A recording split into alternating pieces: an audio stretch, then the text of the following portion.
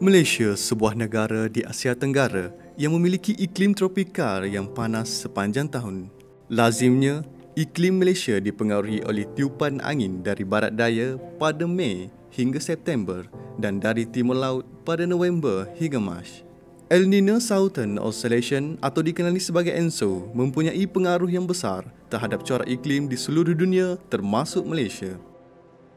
ENSO secara semula jadi berayun antara tiga fasa utama, La Nina, Neutral dan El Nino. El Nino merupakan fenomena cuaca yang disebabkan oleh perubahan suhu permukaan laut yang mengalami pemanasan melebihi nilai purata jangka panjang. El Nino biasanya berlaku dalam tempoh 9 hingga 12 bulan dan boleh berlarutan sehingga 2 tahun. Berdasarkan pemantauan terkini, keadaan El Nino memang sedang berlaku dan ia dijangka berterusan sehingga awal tahun 2024 dengan kebarangkalian melebihi 95%. Jadi negara kita dijangka akan menerima kesan yang lebih ketara apabila intensitinya mencapai kemuncak pada waktu yang saya sebutkan tadi, iaitu pada penghujung tahun ini. Dan negara akan mengalami cuaca panas dan kering pada masa tersebut. Jadi, apakah fasa ENSO ini dan bagaimana ia memberi kesan kepada Malaysia?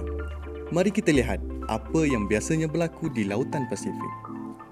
Semasa fasa neutral, angin perdagangan yang stabil bertiup membentasi Lautan Pasifik dari timur ke barat. Ia membawa ais swam ke barat Pasifik. Pada masa yang sama, di timur Pasifik, arus lautan menarik air laut dari dalam ke permukaan laut. Perbezaan suhu di barat dan timur laut Pasifik ini menyebabkan udara di barat Pasifik naik ke atas dan turun di timur Pasifik. Ini menyebabkan getaran besar yang dipanggil sebagai water circulation. Semasa El Nino, angin permukaan yang bertiup di lautan Pasifik adalah lebih lemah daripada biasa. Akibatnya, air laut kekal di tengah dan timur Pasifik dan menjadi panas di kawasan ini. Ini mewujudkan kawasan tekanan rendah dan hujan turun di kawasan yang biasanya kering. Di kawasan barat Pasifik pula, air lautnya lebih sejuk daripada biasa. Akibatnya, tekanan udara meningkat dan proses penyejatan berkurangan. Ini menjadikan kawasan ini lebih kering dari biasa. Ini bermakna Malaysia berisiko mengalami kemarau dan fenomena gelombang haba boleh berlaku. Bilangan hari hujan juga boleh berkurangan. ENSO ini boleh diramal. Ia dilakukan berdasarkan pemantauan perubahan suhu permukaan air laut di kawasan tengah dan timur lautan Pasifik. Data-data suhu permukaan laut ini akan dianalisa untuk mendapatkan jangkaan kebarangkalian potensi El Nino berlaku, iaitu dari segi intensitinya dan tempoh masa. Met Malaysia melalui Pusat Iklim Nasional berperanan memantau keadaan El Nino melalui maklumat-maklumat yang dikongsi oleh pihak meteorologi antarabangsa melalui model-model iklim yang dikemas kini pada setiap bulan seperti CPC, NOAA, JMA, APEC dan sebagainya. Status ENSO terkini boleh diperolehi di laman web Met Malaysia yang mana kita akan kemas kini pada setiap bulan. Kesan El Nino dijangka akan dirasai pada awal 2024. Pada waktu tersebut, negara berada pada penghujung musim monsun timur laut. Walaupun fasa El Nino biasanya dikaitkan dengan cuaca yang lebih kering dan panas, banjir tetap boleh berlaku semasa musim monsun timur laut. Lazimnya pada penghujung MTL iaitu bulan Februari hingga April, bahagian utara, pedalaman dan timur semenanjung Malaysia akan mengalami pengurangan jumlah hujan. Dan ini sekaligus menyebabkan suhu akan menjadi lebih tinggilah. Dan seperti kita alami sebelum ini, fenomena gelombang haba juga boleh berlaku dalam tempoh tersebut.